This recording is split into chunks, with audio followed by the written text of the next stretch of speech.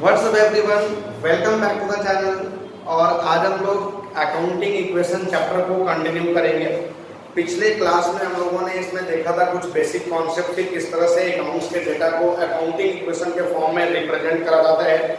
आज हम लोग उसके आगे का कुछ एग्जांपल लेंगे और उस एग्जांपल में देखेंगे कि किस तरह से अकाउंटिंग इक्वेशन के क्वेश्चन में एक एडवांसमेंट आ जाता है। तो चलो आज का वीडियो शुरू करते हैं इस एग्जांपल के साथ। ये हमने कुछ कनेक्शंस यहाँ पे लिखे हैं। ऑलरेडी ये हमारा जो एग्जांपल है, ऑलरेडी जो हमारा इलस्ट्रेशन है वो सॉल्व्ड है। बस आप इसमें चीजों को समझने का कोशिश करना कि किस तरह से डेटा को रिप्रेजेंट करा जाता है in the form of accounting equation. अब ऐसे यहाँ पे हमारा सबसे पहला जो एग्जांपल हमने यहाँ लिखे हैं, ये पहला ट्रांजेक्शन हमारा क्या है, started business with cash rupees 3 lakh rupees के कैश से हमने बिजनेस स्टार्ट किया। तो इससे हमारे बिजनेस का कैश इंक्रीज करेगा, कैपिटल इंक्रीज करेगा। इधर हमारा एसेट्स है, इधर हमारा लायबिलिटी प्लस कैपिटल है। तो एसेट्स में हमने कैश में 3 लाख रुपए लिख दिया और लायबिलिटी साइड में कैपिटल में 3 लाख रुपए लिख दिया। हमारा कैश भी इंक्रीज कर रहा है, हमारा कैपिटल भी इंक्रीज कर रहा है। तो हमने कैश को भी इंक्रीज करा दिया और कैपिटल को भी इंक्रीज करा दिया 3 लाख रुपए से। उसके बाद मैं इसे इक्वेशन के फॉर्म में लाऊंगा। तो इधर हमारा 3 लाख से अब बाकी चीजों को भी नहीं देखना है। फर्नीचर, स्टॉक और डेब्टर और क्रेडिटर, इन चीजों को अभी बिल्कुल भी नहीं देखना है। फर्स्ट ट्रांजैक्शन जो है ये इंपैक्ट डाल रहा है कैश पे और कैपिटल पे। तो बस सिर्फ कैश और कैपिटल में अमाउंट लिखना है 3 लाख। उसके बाद इक्वेशन क्या मिला, 3 lakh is equal to 3 lakh, LHS is equal to RHS. Next transaction, purchase furniture from S sons rupees 1 lakh. S sons से हमने फर्नीचर खरीदा है 1 लाख रुपीज का। अब यहाँ पे हमने फर्नीचर तो खरीदा लेकिन एस सम से क्रेडिट में खरीदा, क्योंकि यहाँ पे फोर कैश वर्ड कहीं भी नहीं आया हुआ। और जब फोर कैश नहीं आएगा, सिर्फ नेम दिया हुआ है कि हमने किससे खरीदा, तो उसे हम क्रेडिट परचेज क्रेडिट कर लेते हैं। यानी यहाँ पे जो फर्नीचर हमने खरीदा वो क्रेडिट में खरीदा एस सम से। तो जब जब क्रेडिट में खरीदोगे आपके बिजनेस का फर्नीचर बढ़ेगा और आपके बिजनेस का क्रेडिटर्स भी बढ़ेगा, क्योंकि जिससे हम उधार में सामान खरीदते हैं वो हमारा क्रेडिटर्स बनता है। क्रेडिटर्स इंक्रीज कर रहा है। तो फिर हमने यहाँ पे फर्नीचर में 1 लाख लिख दिया और इधर क्रेडिटर्स में 1 लाख लिख दिया। बाकी किसी भी एसेट्स और लायबिलिटीज पर कोई इंपैक्ट नहीं जा रहा। हमारा फर्नीचर बढ़ा, हमारा क्रेडिटर्स बढ़ गया। अब उसके बाद न्यू इक्वेशन क्या मिला, तो कैश हमारा जो का क्यों रह गया 3 लाख, फर्नीचर हमारा 1 लाख रुपए से इंक्रीज कर गया। स्टॉक और डेटर पे कोई इंपैक्ट नहीं आया। क्रेडिटर्स भी हमारा 1 लाख रुपए से इंक्रीज कर गया, क्योंकि हमने फर्नीचर क्रेडिट में परचेज किया। और कैपिटल जो है हमारा वो 3 लाख ही रह गया, उसमें कोई चेंजिंग नहीं आया। ये हो गया। अब उसके बाद next connection, purchase goods for cash rupees 50,000 at 10% cash discount. हमने गुड्स को परचेज किया 50,000 रुपीज का, लेकिन 10% के कैश डिस्काउंट पे परचेज किया। यानी जब हमने गुड्स परचेज किया इमीडिएटली 10% का कैश डिस्काउंट भी मिला। तो यहाँ हमारे बिजनेस का गुड्स बढ़ेगा। गुड्स बढ़ेगा यानी कि गुड्स को हम लोग स्टॉक के फॉर्म में रिप्रेजेंट करते हैं। तो हमारे बिजनेस का स्टॉक बढ़ेगा। अब हमने कैश में परचेज किया तो हमारे बिजनेस का कैश घटेगा, क्योंकि कैश तो फाइनली हमारे पास से गुड आउट हो रहा है, जा रहा है, तो कैश घटेगा। और साथ में कुछ कैश डिस्काउंट मिला, तो वो कैश डिस्काउंट हमारे लिए क्या हो गया, इनकम हो गया। क्योंकि हमने 50,000 का गुड्स परचेज किया लेकिन फाइनली वो 10% डिस्काउंट मिल गया, यानी हमारे लिए तो फायदा हो गया, हमारे लिए कोई इनकम हो गया। अब इनकम सीधा इंपैक्ट डालता है कैपिटल पे, यानी ये 3 चीजों पे अपना इंपैक्ट डालेगा। सबसे पहले 55,000 रुपए से हमारा कैश घटेगा। क्यों? क्योंकि 50,000 का गुड्स था और 10% जब डिस्काउंट मिला तो 50,000 का 10% तो 5,000 होता है। अब 5,000 डिस्काउंट मिला, यानी फाइनली हमने पे कितना किया 45,000। तो हमारे बिजनेस का कैश 45,000 से घटेगा। उसके बाद हमारे बिजनेस का स्टॉक बढ़ेगा, क्योंकि हमने गुड्स परचेज किया, हमारे बिजनेस में गुड्स आएगा और गुड्स आएगा यानी हमारे बिजनेस का गुड्स बढ़ेगा। अब गुड्स बढ़ेगा यानी स्टॉक बढ़ेगा, तो हमने स्टॉक को बढ़ा दिया। यहाँ 5,000 का प्रॉफिट्स हुआ, 50,000 का स्टॉक बढ़ा और 45,000 हमने कैश पे करा, यानी डिफरेंस अमाउंट कितना 5,000। तो 50,000 का गुड्स परचेज किया और उसके बदले 45,000 ही देना पड़ा। कितना फायदा हुआ, 5,000 का फायदा हुआ। तो वो 5000 कैपिटल में ऐड हो जाएगा, क्योंकि एवरी इनकम को कैपिटल में ऐड करना है, एवरी एक्सपेंसेस को कैपिटल में से डिडक्ट करना है। ये स्टार्टिंग में हमने रूल लिखा था, पहले वीडियो में जाकर के आप चेक करो, वहां पे सारे रूल्स आपको मिल जाएंगे। तो यहाँ पे हमने कैपिटल को 5000 से बढ़ा दिया। अब न्यू इक्वेशन क्या मिला आपको, 3 लाख माइनस 45,000 ये 250। फर्नीचर हमारा 10 है, उसके बाद स्टॉक 50,000 से बढ़ गया, क्रेडिटर्स भी 1,50,000 से बढ़ गया और कैपिटल 3 लाख 5,000 हो गया, क्योंकि 5,000 से हमारा कैपिटल इंक्रीज किया, तो 3 लाख 5,000। अब नेक्स्ट क्वेश्चन क्या है, sold goods for cash 30,000 at 10% profit. अब हमने गुड्स सेल किया 30,000 रुपीज का 10% के प्रॉफिट पे, यानी 10% प्रॉफिट्स ऐड करके तब हमने गुड्स को सेल किया। तो यहाँ भी हमारा कुछ ना कुछ प्रॉफिट्स हो रहा है। अब जो प्रॉफिट्स यहाँ हो रहा है उससे भी कैपिटल हमारा इंक्रीज करेगा। अब यहाँ देखो, जो भी आपने गुड्स सोल्ड किया वो कैश में सोल्ड किया, तो हमारे बिजनेस का कैश बढ़ेगा। हमने गुड्स सोल्ड किया तो हमारे बिजनेस का स्टॉक घटेगा, और गुड्स को सोल्ड किया 10% के प्रॉफिट्स पे, तो profits will be added in the capital, profit से हमारा कैपिटल बढ़ जाएगा।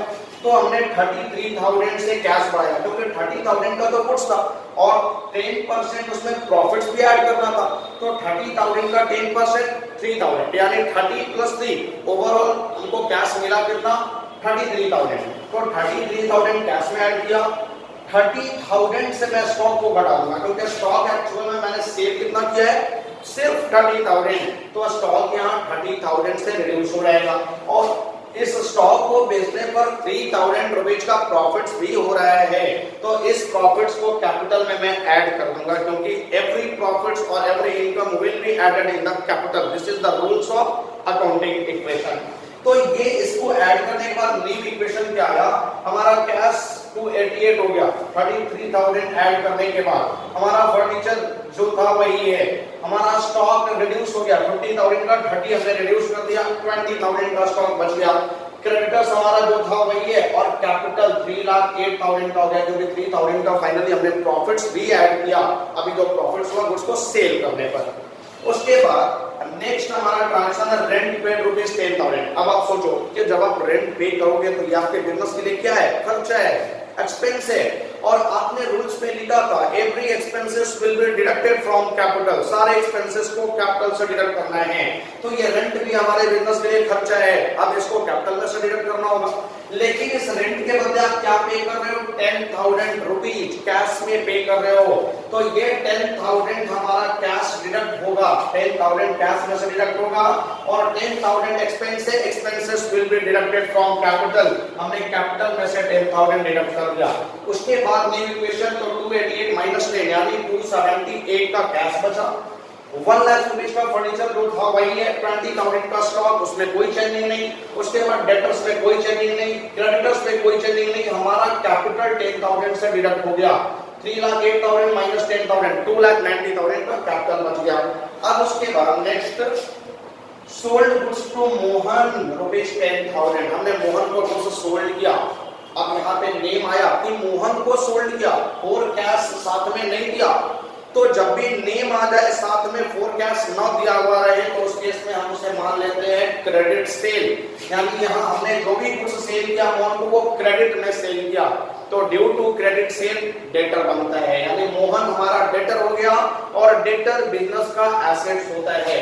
तो एक तो आपने कुछ सोल्ड किया, आपका स्टॉक घटेगा, तो स्टॉक को हमने 10,000 से डिडक्ट कर दिया, और 10,000 से हमारे बिजनेस का डेटर बढ़ेगा, तो हमने डेटर में 10,000 ऐड कर दिया, बाकी कहीं कोई इंपैक्ट नहीं जाएगा।